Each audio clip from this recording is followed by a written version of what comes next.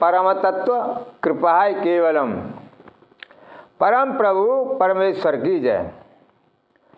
देखिए शांता कुमार जी क्या कह रहे हैं।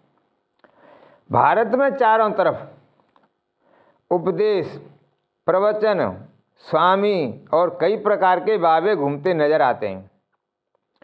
बहुत कम सच्चे धर्म वेदांत की बात करते हैं।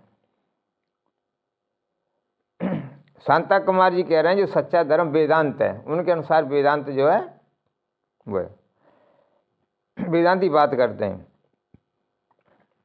कोई बीज मंत्र से कैंसर का उपचार करने का दावा कर रहा है, कोई निर्मल बाबा ऊट पटांग बातों में उलझा रहा है। हरियाणा में देखिए एक समय था जब निर्मल बाबा का खूब प्रचार चलता था, 6-7 टेलीविज़न चैनलों पर चलता था और हाउसफुल हो जाते थे उनके। फिर आगे कह रहे हैं शांता कुमार जी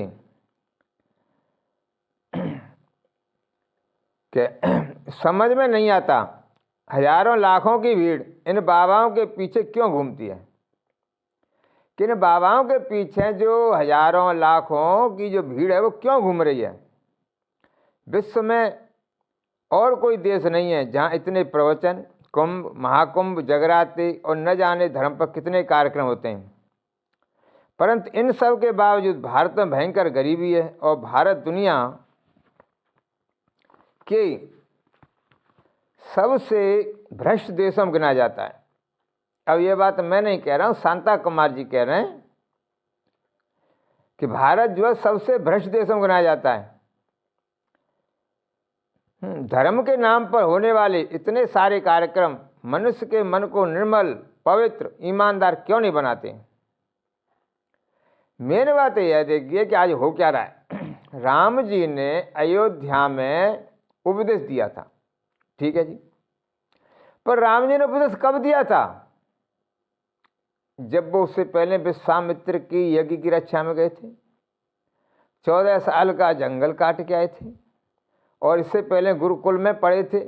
3 स्टेप सुनिए। गुरुकुल में वो पढ़े, त्याग वैराग्य में जीवन रहा गुरुकुल का। फिर विश्वामित्र की यज्ञ की रक्षा में गए, माँ भी 2-3 साल लगे होंगे और फिर उसके बाद में 14 साल जंगल रह के आए। जंगल में उनका कितना कठोर नियम था। उसके बाद उन्होंने उपदेश दिया, पर आज क्या हो रहा है, ऐसा उपदेश क्या कर रहे हैं। बस किसी ने तो माला पहन ली, किसी ने तिलक लगा लिया, किसी ने गेरुआ कपड़ा पहन लिया और बोलने लगे साहब। साधना के नाम पर 99% प्रवचनकर्ता, उपदेशक और ये सत्संग श्री श्री श्री श्री श्री अनंत श्री अनंत श्री अनंत श्री और ये इतने बाबा घूम रहे हैं जो भी, किसी के पास में कुछ नहीं है। 1-8% छोड़ा, 0.00000% किसी बाबा पे है थोड़ा बहुत। अब वो बोलते भी कम है। जिनके पास है ना, है तो सही, ऐसी बात नहीं है नहीं, परंतु कम बोलते हैं। या ये कहो कि जनता उनकी बात सुनना नहीं चाहती। सीधी सी बात। एक बात और है जो लाख रुपए की बात है, जनता सच्चाई नहीं सुनना चाहती भारत की। भारत की जो जनता है वो ऐसी हो गई है, वो उससे सच्चाई नहीं चाहिए, उसे चाहिए झूठ।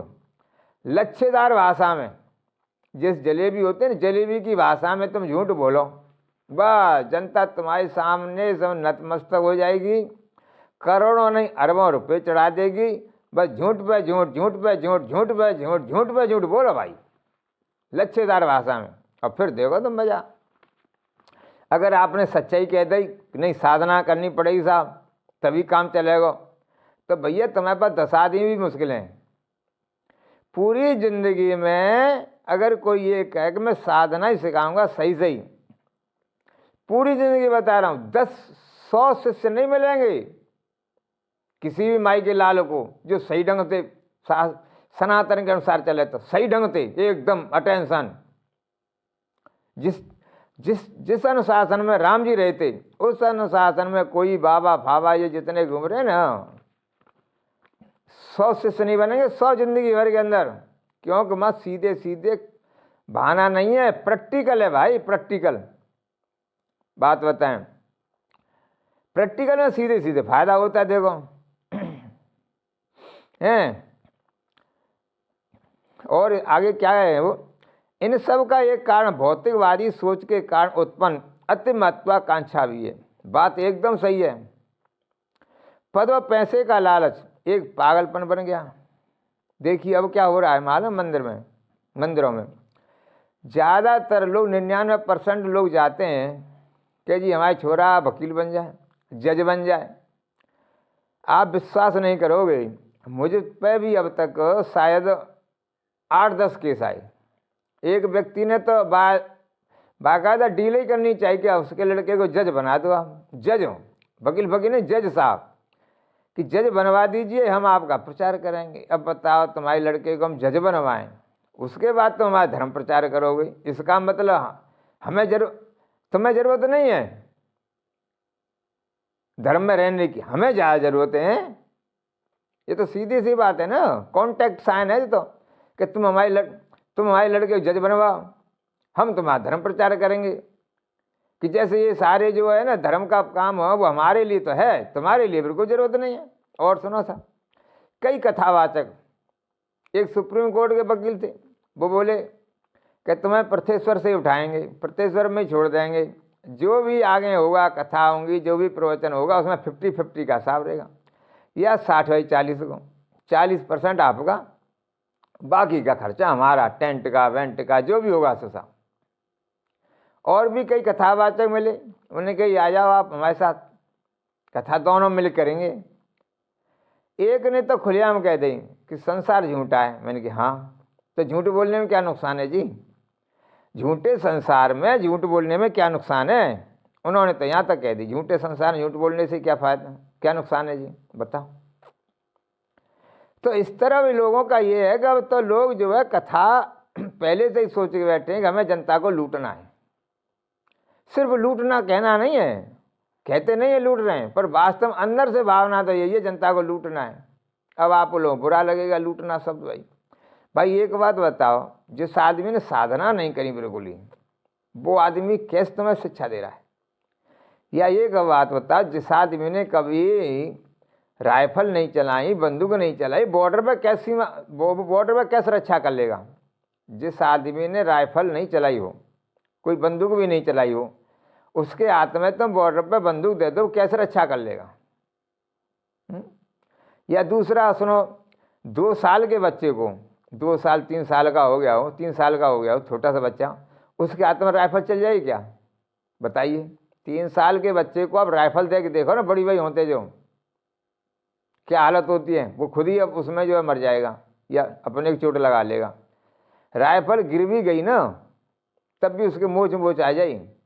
वो साहब ये चलते साहब कथा सुनाने, प्रवचन, साधना एक घंटे की नहीं, इनके पास 1 घंटे की भी नहीं, केवल बस तोता की तरह बोल देते हैं। शास्त्र पढ़ना तक नहीं आता सही ढंग से, बहुतों पे समझ ही नहीं सकते। मैं लिख के दे रहा हूँ, बिना साधना ही कोई माई का लाल शास्त्र समझ ही नहीं सकता बिना साधना के तो। और ये बात शास्त्र में कई जगह लिखी हुई है, पर चल रही गाड़ी यहाँ तो झूठ में झूठ। अच्छा होता क्या है, ये जितने मंत्र दे रहे हैं ना, बीज मंत्र ये वो, होता क्या है इसमें देखो, जैसे आपने 1000 व्यक्तियों को दिया, 1000 व्यक्तियों में से 10-20 तो वैसे ही ठीक होने ही होने, कॉन्शियस सबकॉन्शियस का खेल है इसमें, आपको विश्वास हो गया वैसे ही ठीक हो जाएंगे। मैं कह रहा हूँ, बता रहा हूँ, मैं भी अगर किसी आदमी को बताने लग जाऊँ ना वैसे ही मंत्र, वो भी कोई शास्त्र योग नहीं, 1000 में 10 नहीं 50 तो अपने आप ठीक हो जाएंगे, अपने आप ही, बिना कोई मंत्र के, बिना बाकी, और होते हैं। तो ये जो 1000 में थे 10-20-30 को कुछ फायदा हो जाता है, वही प्रचार करते हैं, फिर मान वही करोड़ों वही लाखों में लगा देते हैं लोग। अच्छा एक चीज़ और है जो 100% आप जाके देखिए, ये जितने गुरु हैं ना, जितने भी भारत में, इनके आश्रम में आप नौकर बन जाओ, फिर देखो इनको वास्तविकता कि तुम्हारे साथ कैसा व्यवहार करते हैं। ये बात जितनी बड़ी बड़ी कर रहे हैं ना, तुम जरा इनके मंदिर में मंदिर हो, आश्रम में नौकर बन के देखिए, फिर तुम्हारे साथ कैसा व्यवहार होता है। जाओ, सच्चाई है ये। और एक दिन में मालूम नहीं पड़ेगा।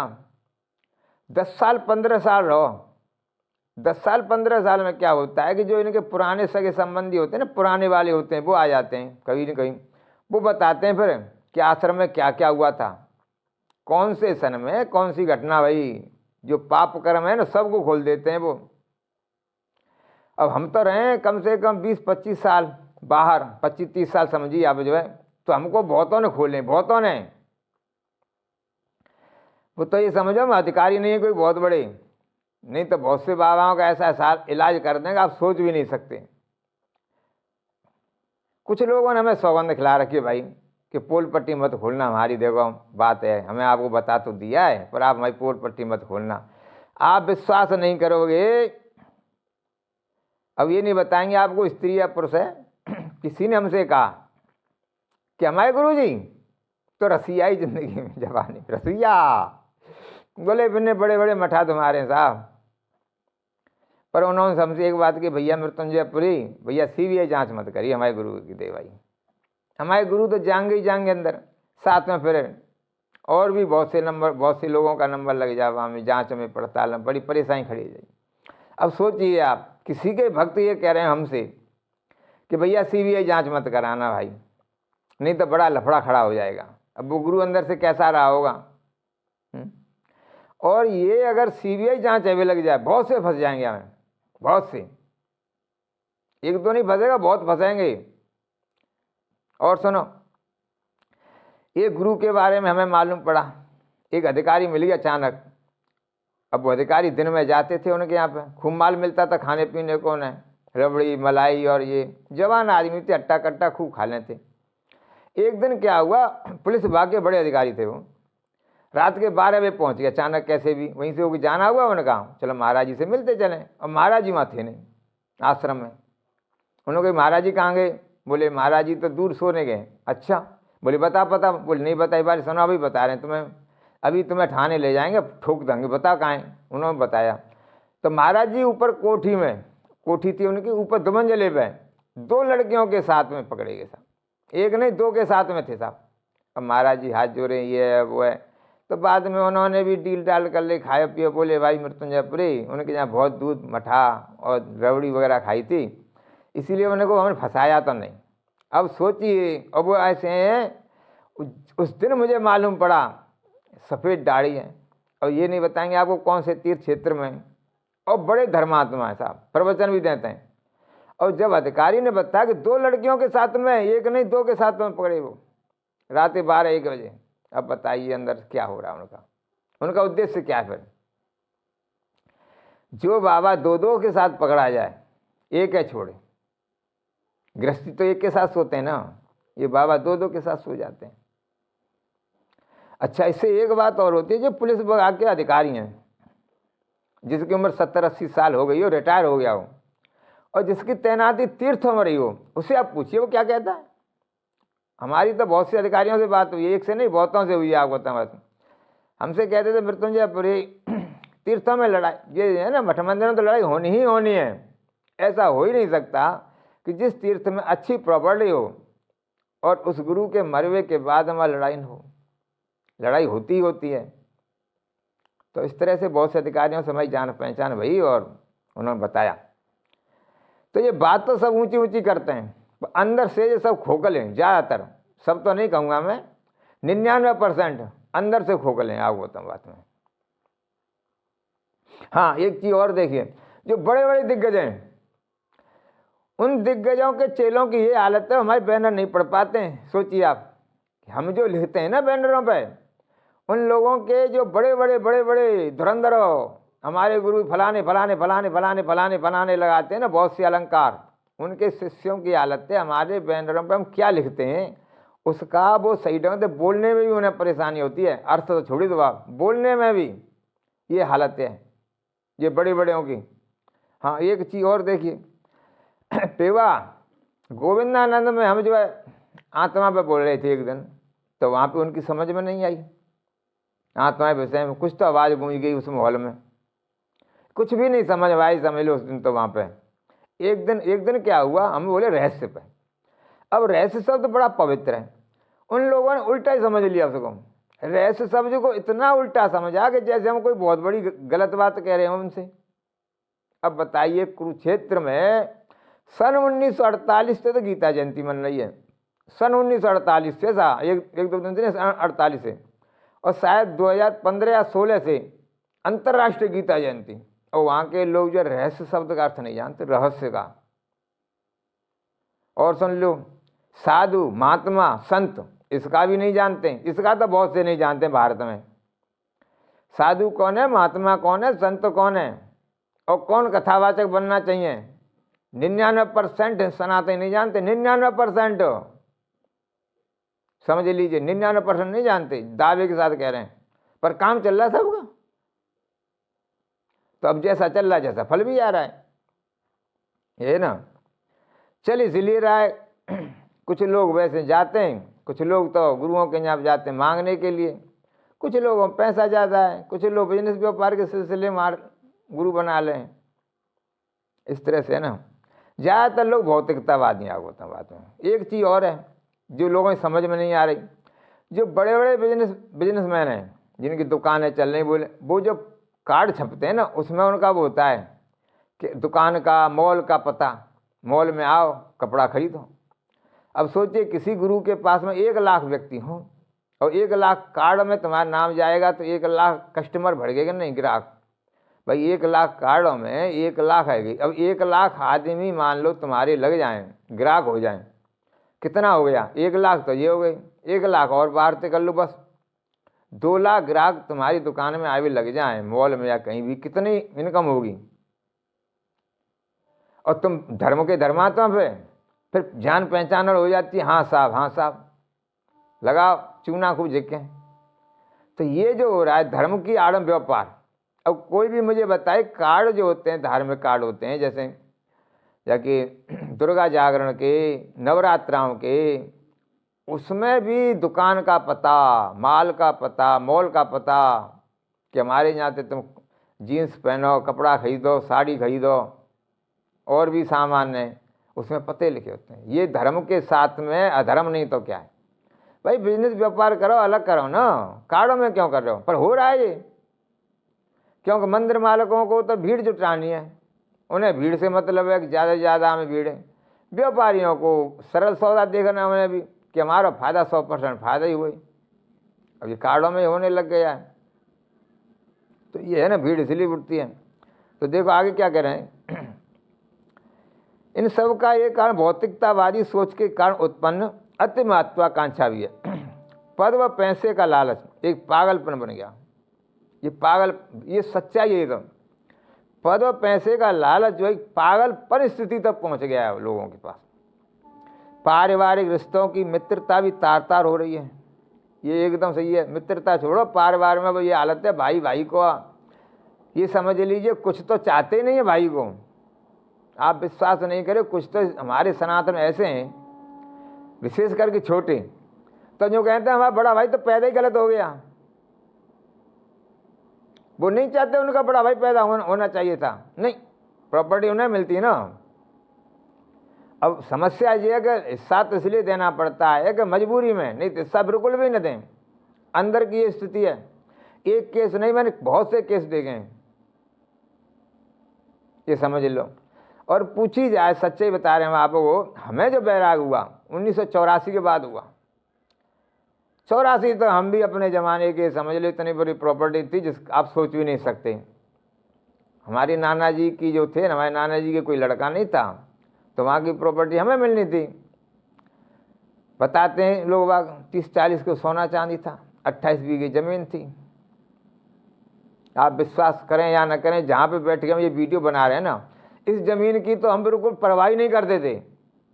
इसकी हमें कोई आवश्यकता है बिल्कुल भी नहीं, 1% भी नहीं थी इसकी। तो मैं, जब बड़ी बड़ी ज़मीन है तो इसकी क्या परवाह करनी। पर देखो खेल देखो भगवान का, जिसकी परवाह नहीं करते थे वहीं पर सहारा मिला है हमें आज।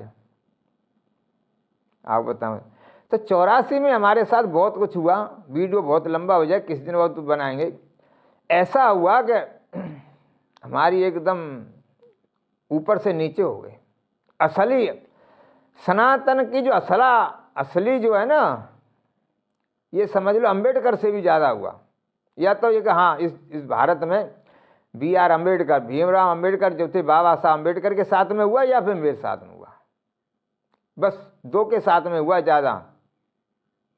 उनके साथ छुआछूत के साथ में छुआछूत के कारण हुआ, छुआछूत के कारण। हमारे साथ में एक अलग घटना घट गई 84 को, ये समझ लो 24 जून 1984 के बाद कुछ तो ऐसी घटनाएं घटी कि आप विश्वास नहीं करोगे। हमें तो बड़ा अजीब लगा कि लोग कैसे कैसे असुर राक्षस घूम रहे हैं। कल तक जो हमारी सुरक्षा ही कहते थे, बड़े प्रेम से बोलते थे, आप समझिए एक बार तो ऐसा हुआ कि जो आदमी हमारा प्रेमी था उसने थाने में ही पुलिस के सामने मालूम है क्या कहा उस समय पे कि भाई ऐसी इच्छा आ रही है तेरे सिर को जो है सिल्लोड़ी से कुचल दूं। उस समय हमारी उम्र हुई 10-12 साल की। सोचिए आप जो है भारत में कैसे कैसे सनातनी है। जो आदमी हमारा प्रेमी है, तैसी है, वो ही हमारा सिर कुचलना चाहता है। किसके लिए? थोड़े से पैसों के लिए। अब समस्या ये थी कि हम दे नहीं सकते सीधे सीधे, क्यों हमारी माता जी थी ना, माता जी का साहब किसको क्या देना भाई।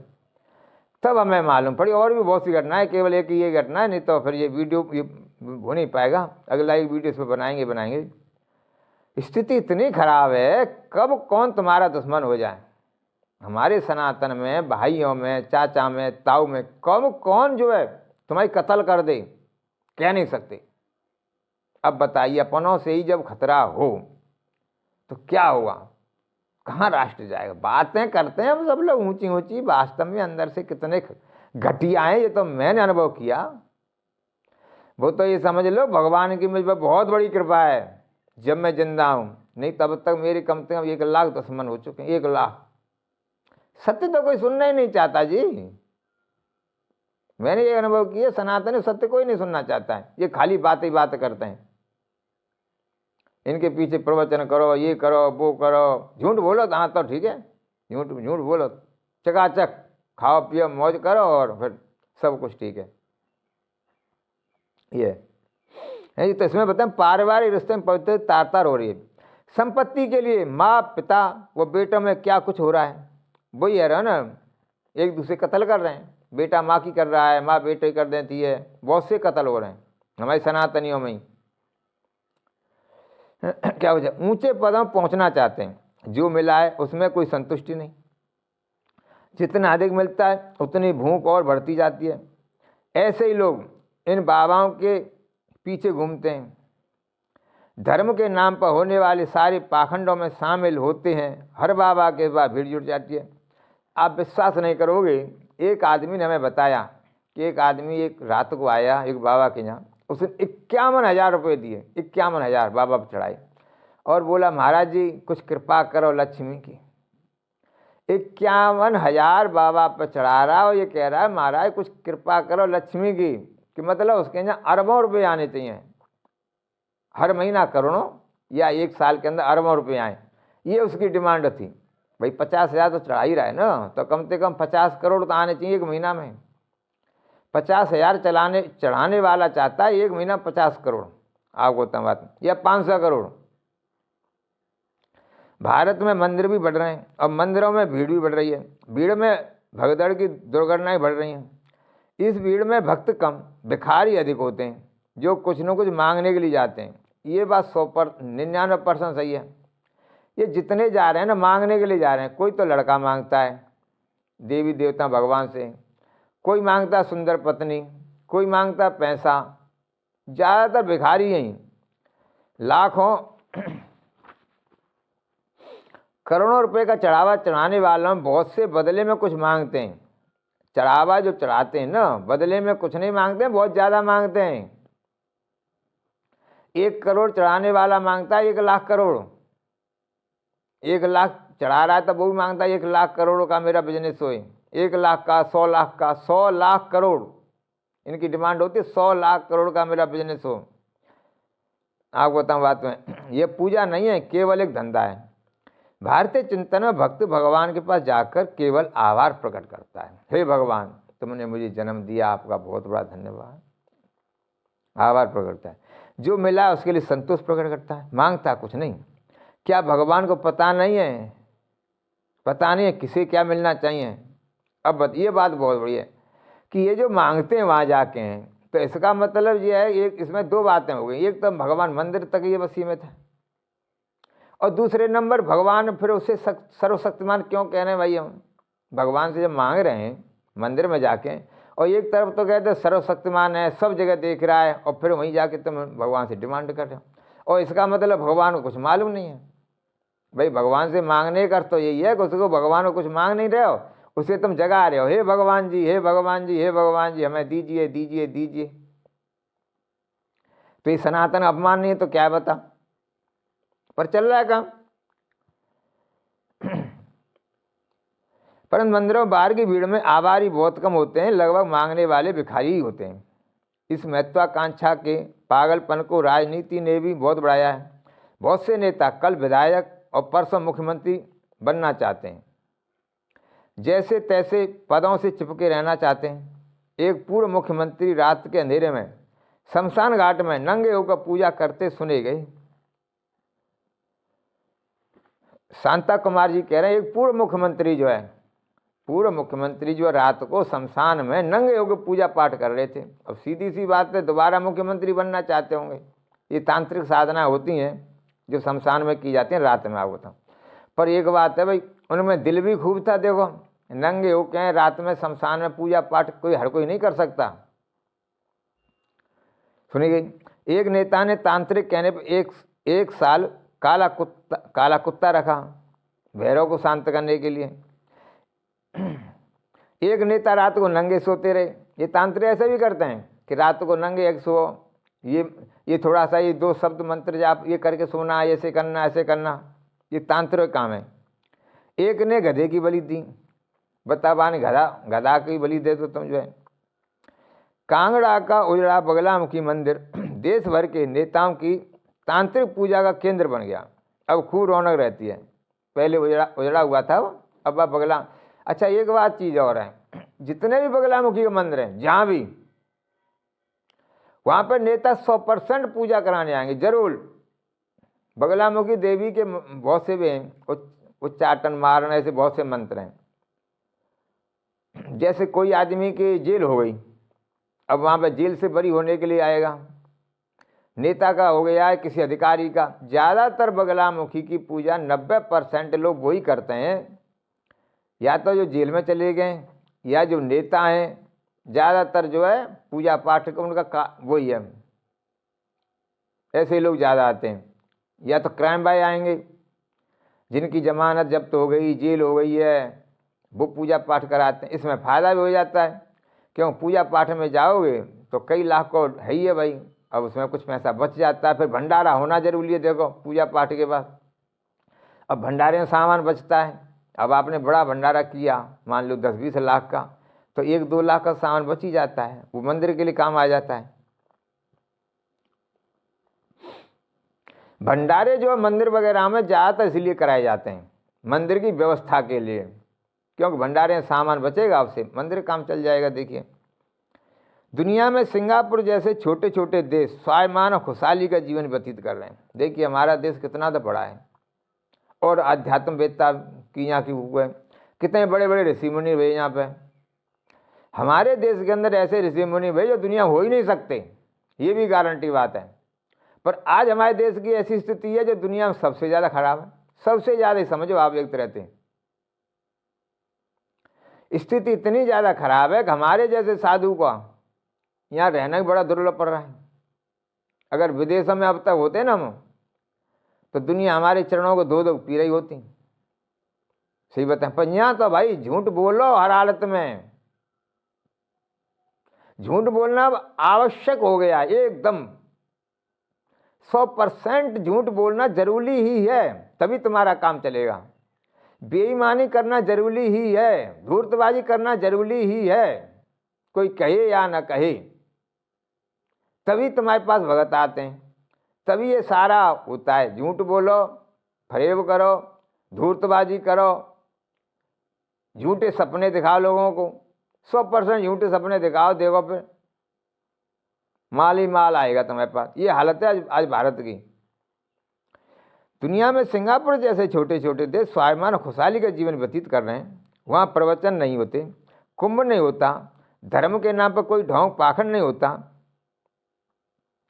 लोग काम कोई पूजा समझते हो, ईमानदारी साथ देश में जीते हैं। हाँ, एक चीज़ और देखिए, मेरा तो बहुत से ये ना जो श्री श्री अनंत श्री वाले बहुत से हैं साधु महात्मा संत वगैरह शिष्यों, बोले इतना कुछ तो हो रहा है। अरे कुछ क्या हो रहा है मूर्खा नंदो, एक बात बताओ, तुम्हारे गुरु इतना श्री श्री श्री श्री फलाने फलाने लिख रहे हैं, इतने प्रवचन कर रहे हो, जब जाके देश ढकल रहा है। विदेशों में तो होता नहीं है, वहाँ क्यों संपदा भाई, वहाँ के लोग क्यों खुश हैं? मूर्खता नहीं, तुम्हारी बुद्धि को सत्यानाश नहीं है तो क्या है ये? तुम इतने प्रवचन कर रहे हो, इतना ये कर रहे हो, उसके बाद देश की हालत देखो, कितना क्राइम हो रहा है, कितना अपराध हो रहा है देश में। और जहाँ बिल्कुल ही नहीं है, ना के बराबर प्रवचन वगैरह, ना के बराबर। और वहाँ के देखो लोग कितने शांतिपूर्वक है भाई, अपने काम से काम रखते हैं। जापान में जाके देखो, क्राइम ये सब ना के बराबर है, ना के बराबर। वहाँ लोग अपने काम को ईमानदारी से करते हैं। और यहाँ सुबह से शाम तक धर्म हो रहा है। यहाँ ज़्यादातर लोग कहीं ना कहीं किसी तो मंदिर से चिपका होगा, या तो मंदिर से अटैच होगा, या किसी धर्मगुरु से होगा। और वही लोग झूठ बोलते हैं, वही लोग क्राइम कर रहे हैं। और कहीं पाकिस्तान वहाँ आ रहे हैं, मंगल ग्रह के आदमी आ रहे हैं। और कोर्ट में केस देखो ना किस किस के। सबसे बड़ी बात है, से छोड़ो मेरी बात, तुम कोर्ट में फाइल देखो, पिछले 100 साल की फाइल देखी ईमानदारी से, कितने लोगों की फाइल मिलेंगे, कितने साधु सन्यासियों के केस मिलेंगे इसमें, कितने धर्माचार्यों के केस मिलेंगे। जो धर्माचार्य बनते हैं ना बड़े बड़े, गृहस्थी भी साधु भी, गृहस्थी साधु जितने धर्माचार्य हैं उनके केस देखो ना कोर्ट में कैसे कैसे चल रहे हैं। अब सबसे बड़ी बात देखो, धर्मगुरुओं के केस हैं। और एक चीज़ और है, जैसे कोई मंदिर आश्रम है, वो मर गया आदमी एक, उसके बाद में उसके उनमें केस चलते हैं उत्तराधिकारी के लिए। अब एक लफड़ा और खड़ा हो गया है, उत्तराधिकारी लड़ते हैं, जमीन हमारी है, जी हमारी है, जी हमारी है, जी हमारी है, कोर्ट में केस चलता है। मतलब जिंदगी भर जिस आदमी ने आश्रम बनाया वो ऐसा नहीं कर सका कि लड़े नहीं, उसके अनुयायी उसी के लड़ते हैं, लड़ रहे हैं, बहुत से केस चल रहे हैं, एक नहीं इसमें। तो भारत में उपदेश प्रवचन स्नान और कुंभ की कल्पना तन मन की शुद्धि के लिए की गई थी, तन और मन की शुद्धि के लिए। देखिए उससे आध्यात्मिक प्रेरणा मिलती थी। अब यह रस्म बन गई है जी, रस्म पिछले पाप धोकर नए करने का लाइसेंस लेने का तरीका बन गया है। ये जो हमारे देश में थी ना, जैसे कुंभ का स्नान करते हैं या माघ मेला भी वहाँ लगता है प्रयागराज में, उसका उद्देश्य क्या था पहले देखो। वहाँ पर 1 महीना तक कल्पवास कहते थे उसे, 1 महीना तक तुम्हें रहना है, कम से कम कपड़े पहनने जिनसे कम से कम काम चल जाए, और सादगी पूर्ण रहना है। एक तरह से समझ लो तुम जो है अध्यात्म को या तपस्या को, तपस्वी का जीवन था वहाँ पे। कम से कम कपड़े, कोई चिगली चाट नहीं, शास्त्र पढ़ने साधना करनी, ये था पहले। अब ऐसा नहीं है वहाँ पे। अब वहाँ पे तो VIP कार जा रही हैं, और अब जो कुंभ लग रहे हैं अब तो वहाँ पे अलग ही व्यवस्था हो गई है साहब। आगे जाके वहाँ पे भी आलीशान बनेंगे। हालांकि कुछ अलग प्रकृति का कुछ और ही होना है, अगर नहीं हो तो आगे जाके वहाँ पे 1-2 महीने काल ऐसे ऐसे बनेगा नहीं, आलीशान होटल टाइप हो गए, ऑटोमेटिक सिस्टम आ जाएंगे वहाँ भी। अब जैसे जा रहे हैं तो गीजर के गर्म पानी में नहाओ और हीटर लग जाएं, और ये समझो होटल की तरह से बना दें आगे जाके। अभी होटल जैसा नहीं हुआ है, परंतु शुरुआत हो ही गई है वहाँ भी। तो क्या मिलेगा फिर? मेन बात तो ये है ना। दूसरे नंबर लोग क्या कर रहे हैं, अब स्नान करेंगे। अब एक तो भीड़ ही बहुत हो गई वहाँ पे, स्नान कर सीधे जाए। जबकि सच्चाई है, किसी भी तीर्थ में जाओ तो वहाँ पे जो भी साधु संत हैं, जो अच्छे अध्यात्म वेत्ता, उनका सत्संग सुनिए, प्रवचन सुनिए, साधना करिए, साधना सीखिए। वहाँ पे जाके साधना सीखनी चाहिए। अब साधना सीखने के लिए तो कोई नहीं जाता है। अब एक लफड़ा और खड़ा हो गया मोबाइल का। बताओ, अब ये मोबाइल ऐसी बीमारी है, हर 15-20 मिनट के बाद फोन आ जाते हैं इसमें, क्या साधना करोगे साहब? तीर्थों का फायदा जब ये जब वहाँ जाके साधना करें। और शास्त्रों में लिखा है कि किस तीर्थ में 3 दिन उपवास करना है। 3 दिन, 4 दिन, 5 दिन, 11 दिन, ऐसे ऐसे लिखा हुआ शास्त्रों में कि 3 दिन उपवास करो, केवल एक टाइम भोजन करो। अब उपवास करोगे तो अपने आप ही आपका शुद्धि होगा ना। उपवास लिखा है, उपवास। पर अब तुम देखो जाए कौन आदमी तीर्थ में उपवास कर रहा है। अब तो वहाँ भी होटल खुल गई हैं तीर्थों में, चकाचक जो इच्छा उसको खाओ, 3 बार नहीं 10 बार खाओ। आपको बताऊँ बात में, जगह जगह चाय मिलेगी, 100 बार चाय पियो तीर्थ में। लोग बिस्कुट वगैरह बहुत सारी चीज ले जाते हैं। अब तो ये स्थिति नहीं समझ में आ रही है, तीर्थ में जा ही क्यों रहे, जा ही क्यों रहे। और हाँ, मुझे याद है, इतना ही नहीं, इससे भी ज़्यादा हो रहा है। औरतें वहाँ लिपस्टिक और ले जाते हैं। इन औरतों का तो ऐसा, अब मैं ज़्यादा तो नहीं बोलूँगा, नहीं लोग मेरी बुराई करेंगे। काजल, लिपस्टिक, फिबिस्टिक यानी क्या क्या होता है वो भी लगाती हैं औरतें वहाँ जाके। बोले कोई देख ले हमें तो। अरे भाई, तुम अपना चेहरा दिखाने गई हैं वहाँ जाके, क्या तीर्थ यात्रा में गई हैं? और कैसे कैसे सुंदर सुंदर कपड़ा, वीआईपी। तीर्थों में भी लोग जो वीआईपी बढ़िया कपड़ा पहन के जा रहे हैं। अरे तीर्थों में जो शुद्धिकरण के लिए जा रहे हो क्या वीआईपी कपड़ा पहन के जा रहे हो? पर नहीं सा, महंगे महंगे कपड़े, महंगे महंगे वो सब एकदम। जैसे कि मान लो कि शादी में जा रहे हो, तीर्थ में जा रहे हैं, शादी में जा रहे हैं, कहना बड़ा मुश्किल है। वो जो पैसे वाले होते हैं और सब वही ठसक, पैसे की ठसक दिखाएंगे हर जगह जाके। पैसे की ठसक तो अब सब जगह पर पहुंच रही। देखो तीर्थों में भी, मंदिरों में भी, जहाँ भी जा रहे हैं, पैसे पैसे की ठसक। कि हम जो अधिकारी होता है ना, उसकी गाड़ी पे लिखा होगा जज साहब, फलाने साहब, गाड़ी पे लगा होगा। जानते नहीं हम कौन है, ये भी कहते हैं ये लोग। हाँ, तो देखिए ये लोग जाते हैं जो भी मंदिरों में जाएं, तीर्थों में जाएं, सीधे सीधे हम जानते नहीं अब हम कौन है, हम फलाने साहब हैं, हम फलाने रिटायर्ड सर, फलाने भाई। इन्हें क्या लाभ मिलेगा बताओ? जो भी आदमी तीर्थ में जा रहा है और वहाँ फलाने साहब का वो है ना, लाभ क्या मिलेगा? पर वो ये चल रहा है सब साहब, गुरु ही यही सिखा रहे हैं इनके। तो ये है ना, तो इसमें बताया पिछले पाप धोकर नए करने का लाइसेंस लेने का तरीका बन गया। बड़े बड़े मंदिरों में करोड़ों रुपया चढ़ावा जाता है, उसमें से अधिकांश काला धन होता है। मंदिरों में जो धन आता है उसमें काला धन होता है,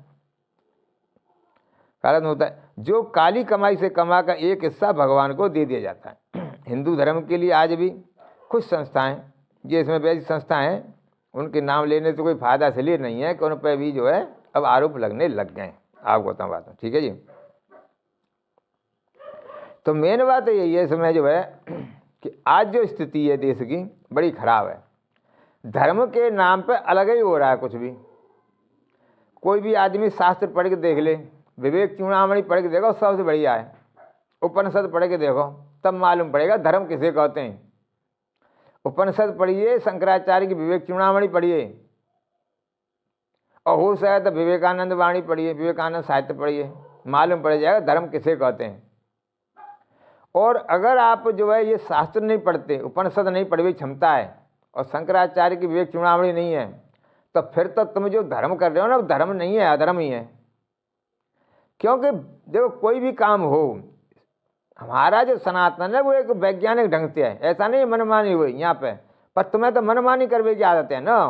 हम पैसा वाले है साहब, हम अरबपति हैं, तब चाहे जो नंगे नाचेंगे भले, कोई रोके, कोई माई का लाल कैसे रोक दो? हाँ भाई तुम्हें ना रोक सकते, बात सही है, पर इससे लाभ भी कुछ नहीं मिलने वाला है।